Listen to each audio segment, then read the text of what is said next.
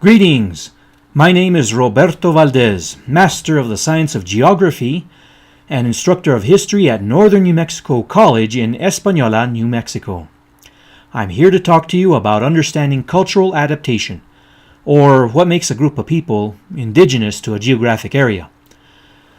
First, we need to understand what culture is.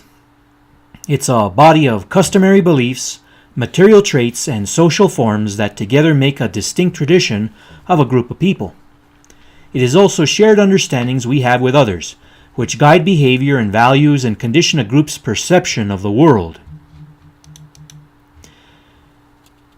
Firstly, let's understand that indigenous peoples are those who depend upon their local geography and have been there a long time.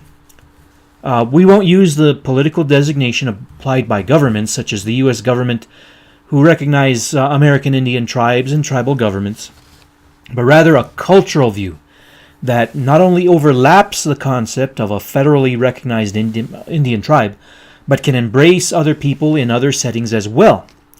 In one example that I can give, many residents of Abiquiu, New Mexico, were recognized by the U.S. government as Indians. But they voted in 1928 to be considered a Hispanic village rather than an Indian pueblo, and thereby they were able to send their children to local public school or Catholic-run schools rather than the Santa Fe Indian School in Santa Fe, New Mexico. Now here, in the photograph taken around 1920, you can see the plaza. This is a view looking north, and we are looking straight at the Iglesia de Santo Tomás Apóstol. This is the Catholic Church in the plaza of Abiquiu, New Mexico. First, let's look at our learning objectives for this lecture. So notwithstanding all of this, we might ask, is a specific race innately native, or is it a process that any community of people undergo over time in a place before the advent of modernity? So we're going to see how indigenous cultures arise from human-environment interaction, which we'll define better in the next frames. We'll see that some cultural traits of indigenous cultures arise through borrowing from prior inhabitants in a geographic region. We'll also recognize that many North American cultures brought adaptations from elsewhere, and we'll also recognize that the roots of becoming a native is a symbiotic relationship with plants and animals. So notice these bullet points. Indigenous cultures are those who enter a certain geographic area, and they interact with their biological world for a long time and are dependent on their local geography for resources. They successfully remain there by having prepared strategies. They innovate new strategies and learn strategies from prior inhabitants and neighbors.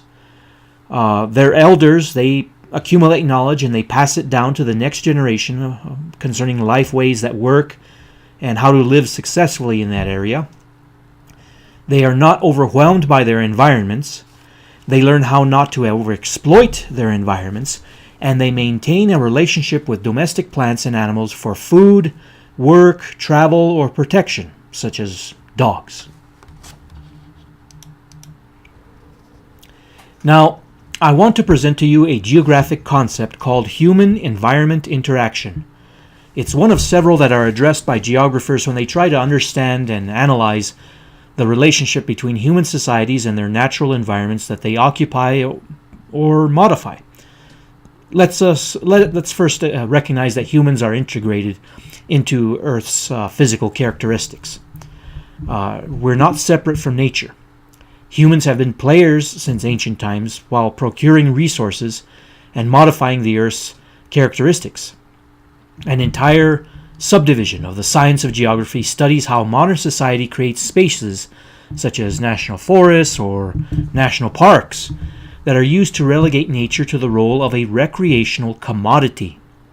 This field of study is called political ecology, and this specialized field discusses how mankind not only transforms nature, but actually produces it through special laws that apply to certain places.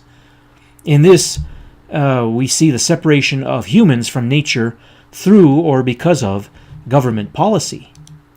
In these special areas, it may be against policy to engage in traditional resource procurement such as harvesting fuel wood for keeping warm, or graze any type of domestic livestock, or engage in agricultural activity even if it is done in a sustainable way, because a recreation-only policy is enforced.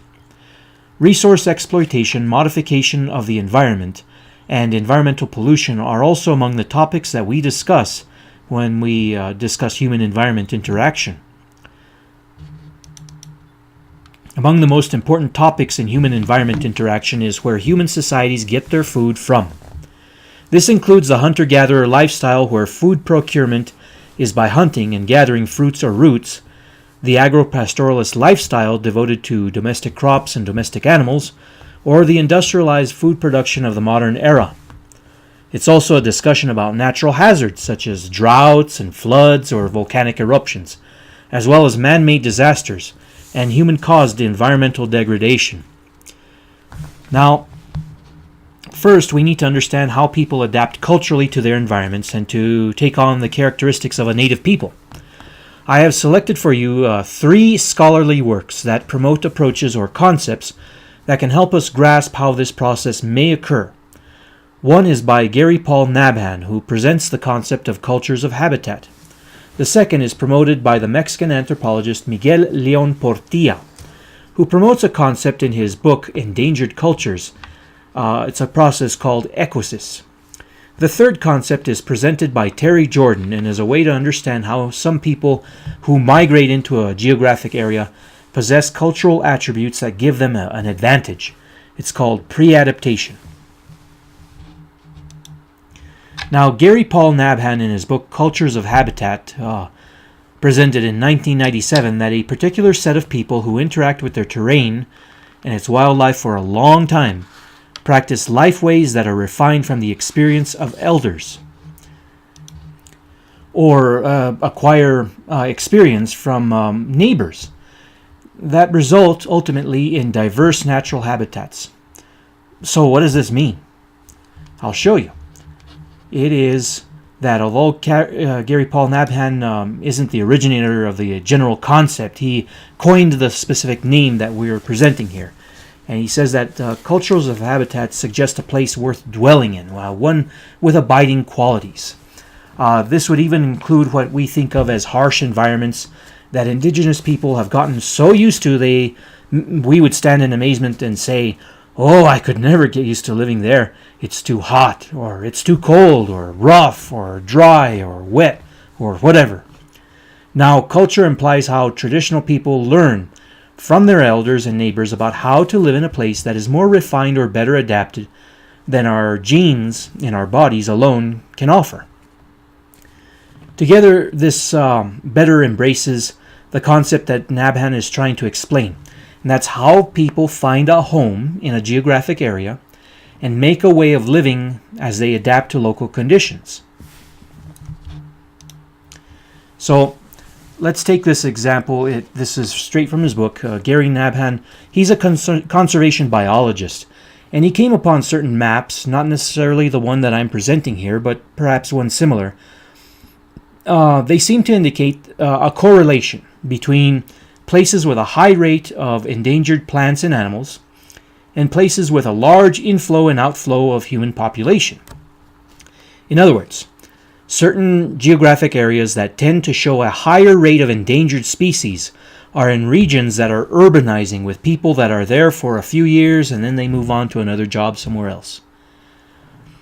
This non-permanent population creates the endangered species rise.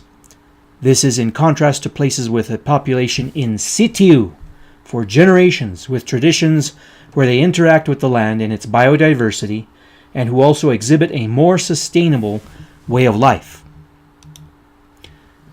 So the key word is coexistence. He says that they engage in a cultural practice of coexistence with their given ecosystem. They don't overwhelm it, nor are they overwhelmed by it. For these learn how to live on the land and also learn how not to overexploit it, causing damage to the land and its biodiversity that could come back to bite them. Now, by the way, this doesn't mean that people can't or won't make mistakes, but human societies may achieve a harmony or balance in their resource use. So Nabhan believes that cultures of habitat are not limited to the American Indian tribes, but are apparent even among those of Eurasian descent living in North America. He calls out one example of the Amish of Lancaster County, Pennsylvania. He says that they willingly reject modernity. They live pretty much like people did in 1910.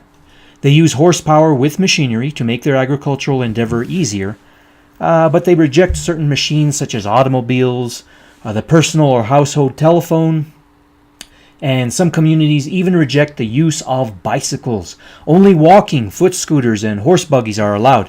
This is because the prohibited innovations assist people to live far apart, and it destroys the community integrity. They have a dress code that keeps them looking uniform as well, because modes of individual dress in anything but modest colors promote the modern individuality that disrupts unity in their community. Why talk with members of your family or community face to face when you have a telephone? Why live together if you can drive miles away?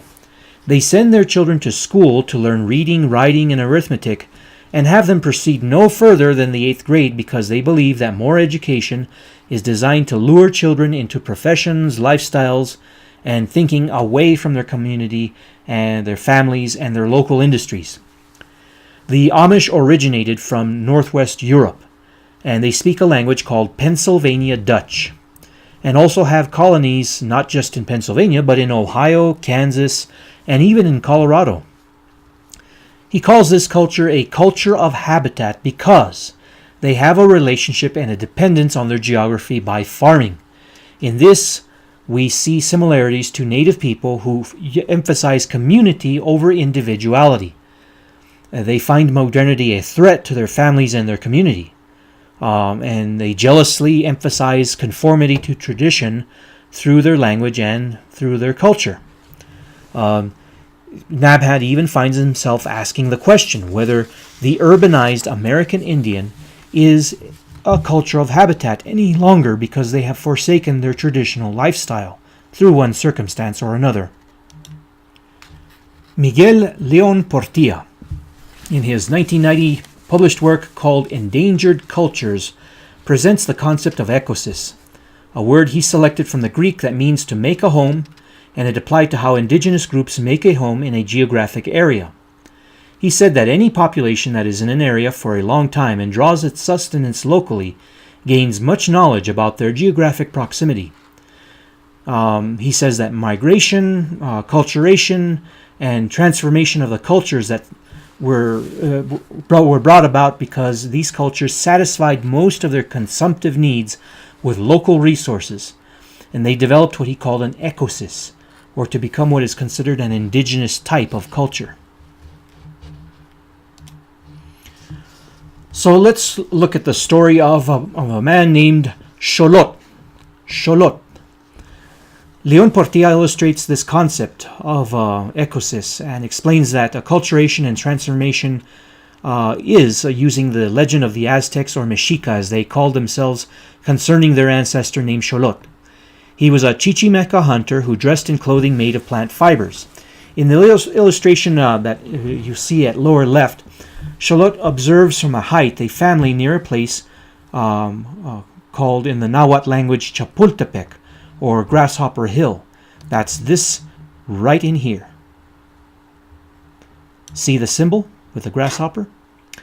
Well, this was located in the Valley of Mexico, and as you can see illustrated here, there's a man, a woman, and a child. And these were refugees of a civilization called the Toltec. The Toltec civilization was destroyed in AD 1160, and Xolotl, who is here observing from a mountainside, meets them and begins a pathway to where these Chichimeca people that he leads acquire many of the superior ideas of the Toltec people, and over time these former wanderers and nomads, the Chichimeca, become the Aztec or Mexica people, who had come under the influence of the Toltec culture so much that they acquire their mythology, their material culture, the agricultural practices and craft knowledge, and even religion and their language of Nahuatl. They revive the Toltec civilization with their own additions and interpretations and grow to become an impressive civilization in their own right. They are the people with the grand city that the Spanish expeditionary force meets in the year 1519, led by Hernán Cortés. So here is a new word for you. It's acculturation. Acculturation is the reciprocal consequences derived from the contact between groups of people bearing different cultures. Though the nomadic people led by Xolotl appropriate the wisdom of the Toltecs, they still remember who they are and where they came from. These Aztec or Mexica people become the advantaged apprentices to a new gratifying way of life. This gratifying way of life, as Professor Leon Portilla puts it, was due to contact that was peaceful. And some of the contact can indeed be peaceful. Members of one group begin to transform their culture because of the influence of another. That's what acculturation is. I can give you some more familiar examples of food, such as many decades ago, Anglo-Americans did not eat tacos. Well, once exclusively Mexican, now there are even fast food restaurants themed on the taco in the United States. As well, Mexicans are eating hamburgers, and that was pretty rare until the middle of the mid to late 20th century. Now look, we take it for granted that both are popular now, especially in the Southwest and El Norte. In addition to this, you can name salsa picante, which recently surpassed ketchup in the United States as the most popular condiment.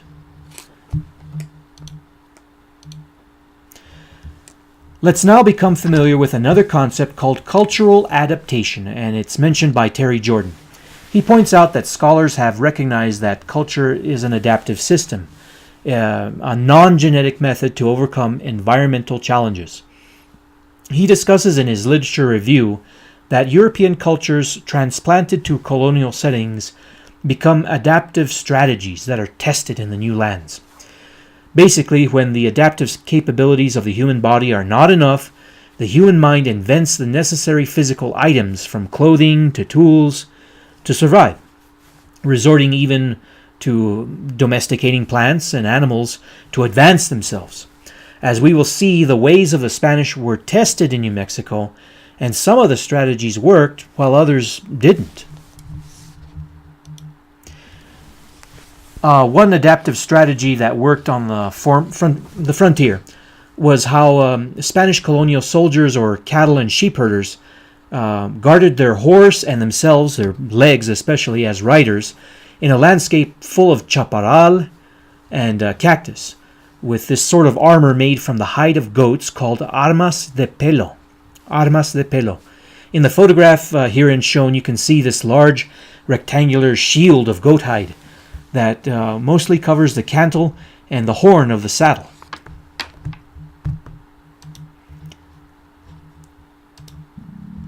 Let me highlight this so that you can see. This is the cantle, and this is the horn, and so you can see the spine of the goat running down here, the center of this hide, which has been converted into a rectangular piece of armor.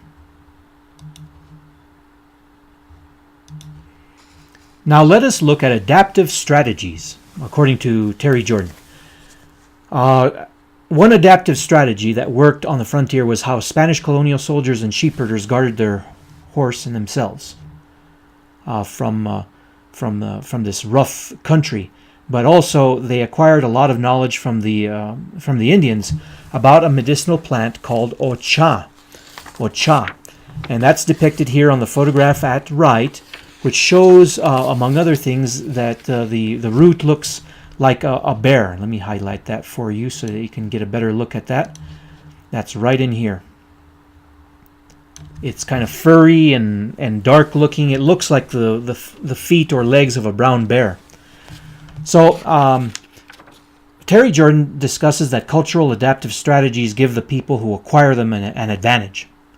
And so when we see the Spanish acquiring from the American Indians things like the use of healing herbs and seeds of domesticated crops that are acclimatized to the local environments, we have adaptive strategies being employed. So I know that I call this Ocha, and I know that some of you out there are going to say it's pronounced Osha, but I can assure you that in Coyote, New Mexico, where my people come from, it's Ocha, along with the fact that I wear a shirt and tie my shoes. That was a joke for those of you who didn't get it. Now, cultural adaptation is discussed by Terry Jordan to prepare us for the important concept that he presents: pre-adaptation. He says that there were a complex of traits possessed by human societies in Europe in advance of the Age of Discovery that would give them a competitive advantage when they occupied new environments in the Caribbean and from there went to North and South America. Of all European cultures, to try to establish themselves in New Mexico, the Spanish were the most suited for success. I kid you not. Now, an important example that he presents is that of cattle herding in the Iberian Peninsula. There were two models, one in the lowlands and the other in the highlands, which did well in Gulf Coast Mexico and Texas, as well as the inland arid areas of Mexico, such as the Central Mexican Plateau. Even the peculiar breed of cattle originating from the wild breeds that were found in Europe and Northwest Africa, these had been selectively bred into the breed that you see here, the Spanish Corriente cattle. These would accompany the Spanish settlers into New Mexico in the year 1598. Now, let me establish for you what pre-adaptation is according to Terry Jordan.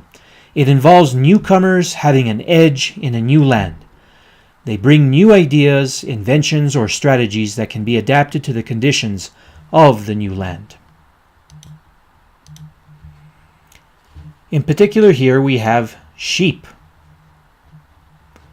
swirling around these individuals in a corral. This is a photograph taken, probably in the 1920s in today's area of Coyote known as Mesopoleo. So the domestication of sheep and goats, they could have occurred between 8,000 and 9,000 years ago. And the horse was domesticated around 6,000 years ago in Asia. And these were migrated with people to the lands around the Mediterranean Sea.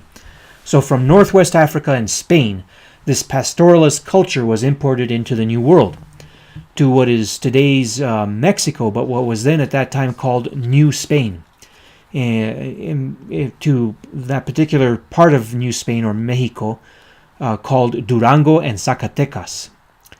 So livestock raising was tested, and then from there introduced to New Mexico by those same settlers of the year 1598.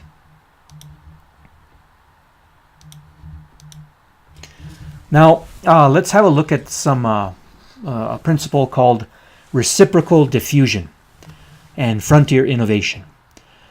The arrival of the Spanish to New Mexico also initiated reciprocal diffusion, which is the spread and movement of ideas between two people in a cultural contact zone. And this is an important trait of frontier sociocultural systems where migrants contact aboriginal cultures, such as what we see between the American Indian populations and Spanish settlers. Frontier areas also pose a unique challenge or set of challenges better met by innovations or inventions. In turn, this is due to the characteristic of a frontier. A frontier is where aspects of civilization are partially or even mostly disintegrated on the margins of its larger progress in a geographic area. As a rough example, I have selected the portrait of Jesus Sanchez, done by George Catlin in the year 1834, and he was known as the Little Spaniard. He was actually a half-breed, half Comanche, half Spanish, and was among the Comanche encountered by a party of Americans in the Wichita Mountains of today's state of Oklahoma. He posed for a painting here with his shield, arrows, bow, and a 14-foot lance. You can see it right here, this long shaft tipped with a metal tip.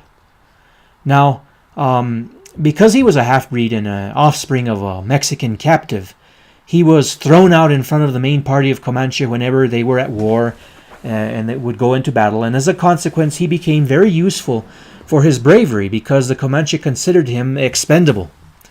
Quite clearly, his name was Jesus Sanchez, but picked up by the Americans as Jesus Sanchez. Other than the metal-tipped lance, this is not an example of reciprocal diffusion, but I include it here to illustrate the peculiar conditions of a frontier. A kind of cultural otherness occurs in the geographical margins of civilization in contact or conflict zones. I also want to prepare you for what you are about to see next. And that is this man. This is an example of a bison hunter. Some of you might be familiar with the Plains Indians cultures that depended upon hunting the American bison. Before the arrival of the Spanish, horse, the Indians hunted on foot. They would drive herds of bison over a cliff or up a ravine to trap them and spear them. But upon acquiring the Spanish horse, the Plains Indians became a set of horse cultures. When the Spanish arrived in New Mexico in 1598 to settle, an expedition was sent out into the eastern plains that September to conduct the first experiments in hunting bison to supply much-needed food for the new settlement of Spanish. As the Hispano populations of the upper Rio Grande grew in number, the Spanish transformed from colonists to settlers with nativized characteristics. The example that I have selected is an illustration of a bison hunter thought to have been painted in the early 19th century on a door in Santa Cruz de la Cañada, a town in the north-central state of New Mexico. Like a young man or young men today who pose for a photo by their muscle car, their truck, or their motorcycle, this individual specialized in lancing bison and poses proudly by his specialized horse. Let's point out several things in him. Let's see. Let me select here my highlighter. First, notice that he is wearing a peculiar cap with a feather. He is holding a lance here with a metal tip, obviously. He is dressed in buckskin-colored jacket, which is here. Knee breeches here. Tasseled stockings, obviously made of leather, might be what they call in Spanish botas de ala or botas de talon. And here he is wearing footwear which are moccasins. Now let's look at his horse. The head of the horse is small. Notice that it has a curvaceous nose. The small head and curvaceous muzzle of the horse designate it to be an Arabian breed. The bridle features all the peculiar tasseling, little jingle bobs, typical of 18th century style of Spanish bits. Notice that there's a saddle, the saddle horn here, the cantle blanket, but there are no stirrups. The stirrups should be right in here. There's also a Spanish brand right in here.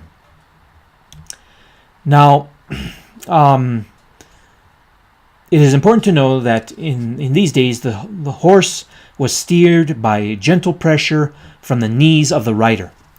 While the rider was preoccupied holding and aiming the lance at a bison's heart while on a full gallop. A brave and probably goofy young man would perform this duty on a 3 to 9 mile circuit, and a party of butchers or carniceros would follow behind to each kill to remove the hide and slice the meat into thin pieces that were dried. Now, caravans of these Hispanic people would exit the Rio Grande Valley with their carts, and they would travel all the way to the great eastern plains called the Llano Estacado around October and November after the fall harvest. And they would return with loads of bison jerky and hides. What you're seeing here is not an individual that looks like a Plains Indian, but a person who is a product of his environment. And cultural adaptation, which both the Plains Indian and the New Mexico Hispano were.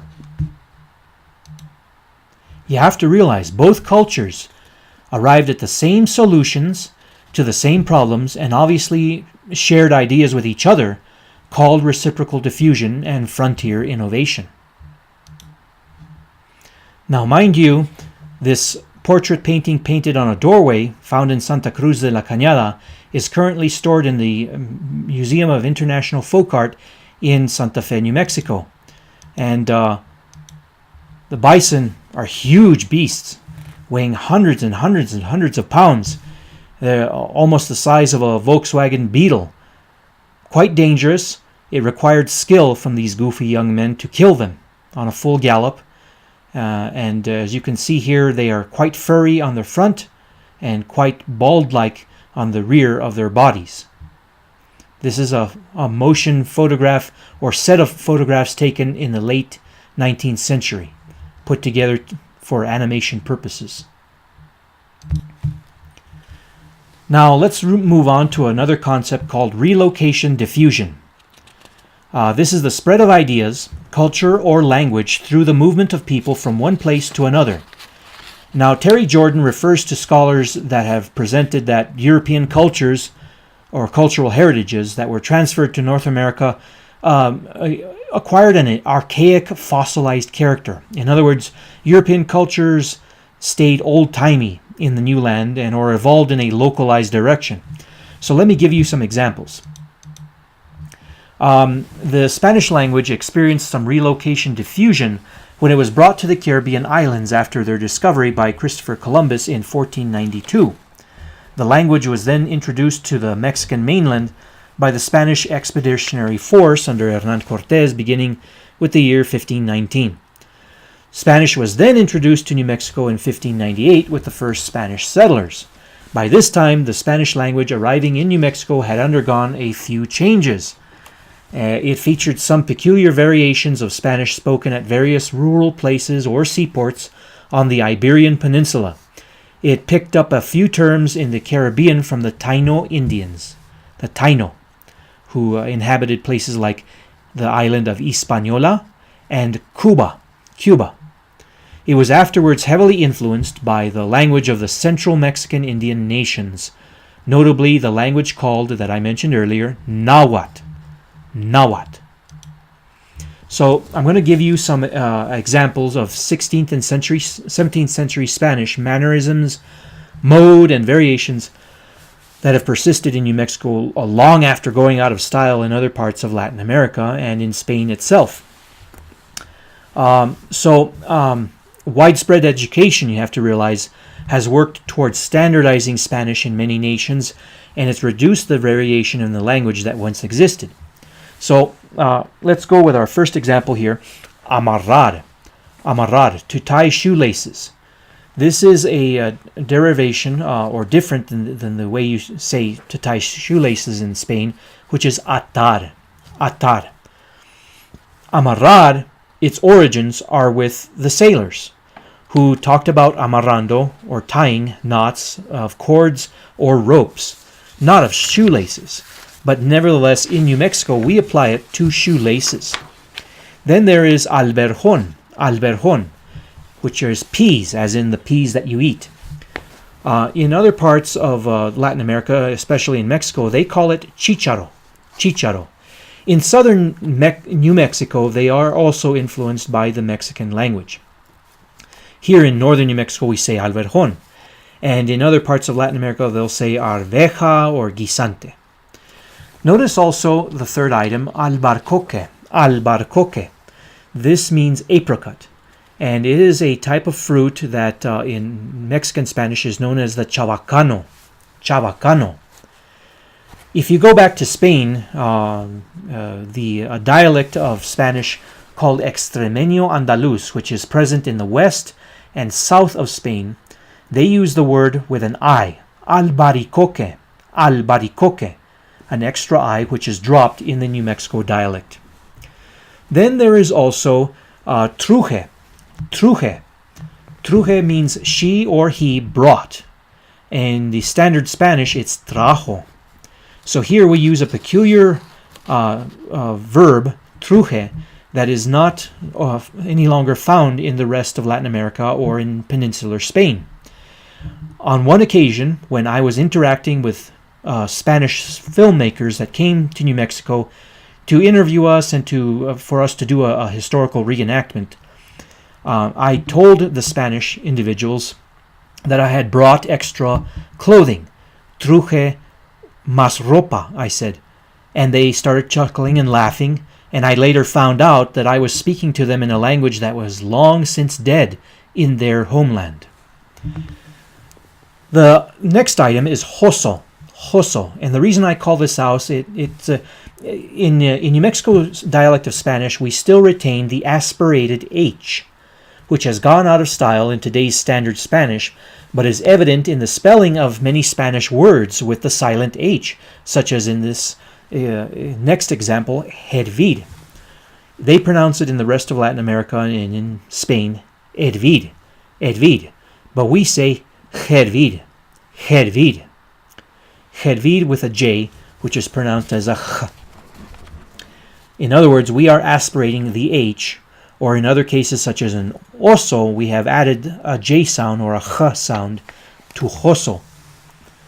This is an example of relocation diffusion, or where antiquated terms that are present or were present in Spanish in the 16th and 17th century persist in New Mexico. Let's go to another example here about diffusion. We're going to discuss a little bit the Navajo language and emergence. They brought a set of pre-adaptations with them, most notably the recurve bow. We'll go into that in a little bit. First, you have to realize that the Navajo are newcomers to New Mexico. They came to the area around the year 1400, 1450, and they came from a gene pool that present in Alaska and northern Canada in the North Pacific coast, and they are called the Na-Dene. Na-Dene. Anthropologists also call them Athapaskans, so they're so named after a lake in northern Canada called Lake Athapaska.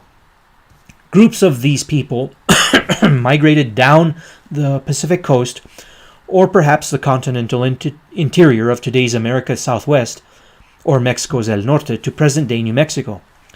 They were part of a larger group of Apache people, Apache, that divided into a variety of groups that were identified by the Spanish with different names such as Apache de Mescalero, Apaches de Jicaria, and Apache de Navajo.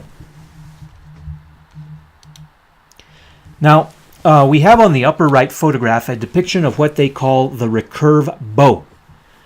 It was a hunting weapon developed in Asia that was brought into Alaska and northern Canada by migrants, and because it improved the thrusting power of an arrow shot, we might consider it a weapon of superior quality over the ordinary D-shaped bow. It gave its users an advantage and came with the Athapascan or Apache people to New Mexico. At lower right is a depiction of 3 Indians, 2 male, 1 female, from a 1758 map drawn by the Spanish cartographer Don Bernardo Miera y Pacheco. In that drawing, you can plainly see the recurve bow as well as a metal-tipped spear acquired from trade with the Spanish, evidence of reciprocal diffusion. Here, 2 curves of the recurve bow, 2 curves of the recurve bow here in his hand, and a metal-tipped spear. The woman is dressed in a manta, tied about the waist with a sash. Now notice the sash right in here, just under her arm. The manta was typically a rectangular piece of cloth tied over one shoulder, and it constituted their dress. These figures are the typical, or labeled in his map as the typical dress of the Indians of New Mexico, he says. The Apaches, and especially the Navajo, underwent changes to their culture due to the different environment of New Mexico, and they became a different people than their counterparts in northern Canada and Alaska. They borrowed elements of knowledge, dress, and mythology of all the prior inhabitants that they encountered along the way and that lived in greater New Mexico at the time. The variety of the principles that we discussed already are at work here. They develop an adaptive strategy or set of adaptive strategies for their new environment. They bring ideas such as the recurve bow from the far north to the new land. They exhibit pre-adaptive strategies and assume new modes of dress and new tools from the people that they have contact with, either through trade or by taking captives or by being taken captive, thereby participating in reciprocal diffusion. The rock art in the upper photograph are symbols in Navajo mythology at a place called Cañon Cuervo in northwestern New Mexico that feature the recurve bow. So let's now visit another concept called symbiotic relationship as we draw this lecture to conclusion. This is the interaction that humans have had with plants and animals. And, we humans think we are high and mighty, and we live our lives parallel with animals and plants that serve us and our needs. We are composed of ancestors who ate certain foods and farmed the land, or who pastured animals, or who hunted animals, or looked for wild roots and berries. And all of this things gave us an edge for our survival.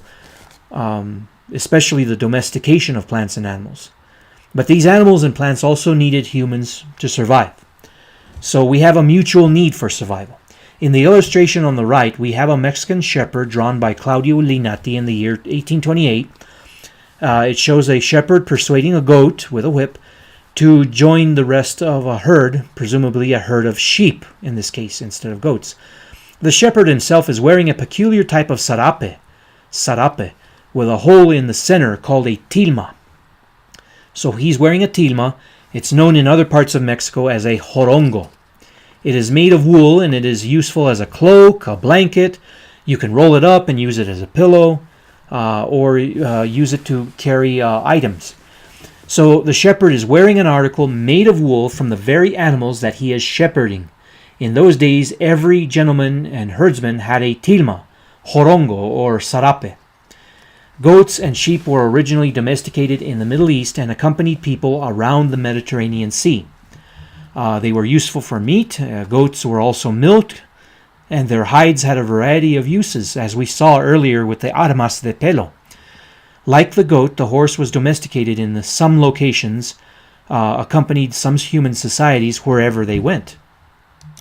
All the while, the horse gave the people who had them and domesticated them an advantage, such as in travel or in pulling heavy loads. These found their way to Spain and from there to Mexico. The shepherd possesses a lasso, and he's using a whip and a saddle and a straw hat and open-sided pants that are all products of the environment and innovation that occurred in Mexico that gave men an edge in the work that they did. In the center photograph, we see a type of cattle called corriente cattle, that were mentioned before. They were let loose in the summer in the mountains to run about like wild and graze. Meanwhile, summertime is the time for people in the lowlands to harvest grass and store it for winter use. When the cattle are brought back down from the mountains for the winter, they are fed from this harvest that was gained, and thus they are able to effectively survive the winter. Domestic cattle effectively survive the winter because of the help of people.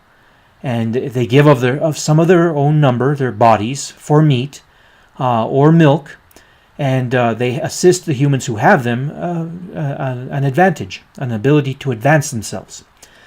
In the third photograph to the left, we have maize or corn, derived from a wild plant in south-central Mexico. People in ancient times saved and replanted the seeds of plants that had the most favorable characteristics, such as the largest seeds or such. This is called selective breeding. Over a long period of time, spanning perhaps generations, thousands of years even, maize developed unusual and exaggerated characteristics. This plant looks very different from its wild ancestors. Here in New Mexico, we call it maíz. In Mexico, they call it maíz. Now, the problem is maize, as it's called in English, is entirely dependent on humans to reproduce. At the end of the growing cycle, a ripe corn plant may dry up and fall over, and cobs may get buried in the mud and come up next year in a cluster. But for the most part, corn cannot disperse its own seeds. Humans have to shuck it and plant the granules spaced apart. Humans eat better because of the corn plant, and it gives those who cultivate it a chance to advance by not having to worry so much about where their food is going to come from. Many domestic plants and animals need humans in order to reproduce effectively. Now consider this. It could have taken up to 512 ancestors in 10 generations to make you who you are. All this time, their nutritional needs are being met by the symbiotic relationship with plants and animals. If your ancestors have been in New Mexico for generations, they were fed on a diet of corn, beans, squash, wheat, chile, beef, mutton, milk, and all the other peculiar foods, both wild and domestic, in the geographic area of New Mexico. For health's sake, your nutritional needs should match those of your ancestors, and your mate selection should also have this in consideration, as both husband and wife pass their nutritional heritage on to their children. So finally, we come now to our summary. Cultural adaptation, or cultures of habitat and ecosys, are concepts to explain how humans enter a geographic area to make it a home, their home, and over a lengthy span of time develop a culture to live there. Cultural adaptation is how humans overcome environmental challenges with non-genetic strategies. Adaptive strategies are things people do in their culture to withstand hardship and adjust to a new mode of living in a new land. Pre-adaptation is when people successfully remain in a geographic area by having prepared strategies and ideas that give the new arrivals in a new land an edge. The example of the recurve bow invented in Asia that worked just as well in New Mexico is a primary example that I reviewed earlier with you. Now, frontier innovations, or innovation singular, both singular and plural, are inventions that give you an advantage. Frontier innovation is inventing new strategies on the margins of civilization that don't have the luxury of outside supply. New Mexico, which was landlocked, is an example. The Spanish settlers who settled here had to create certain frontier innovations because there was only one pathway back to their comrades in the south, and that was a 700-long-mile road. For this reason, in isolation, a unique culture in New Mexico, northern New Mexico, developed. Then there is reciprocal diffusion. This happens where there is contact between new arrivals and prior inhabitants or neighbors, and ideas and material culture is exchanged. We have symbiotic relationship. This is a relationship or dependency between humans and the plants and animals that they domesticated for food, for work, for travel, or for protection. So now I hope you understand cultural adaptation better. And this concludes the lecture on cultural adaptation.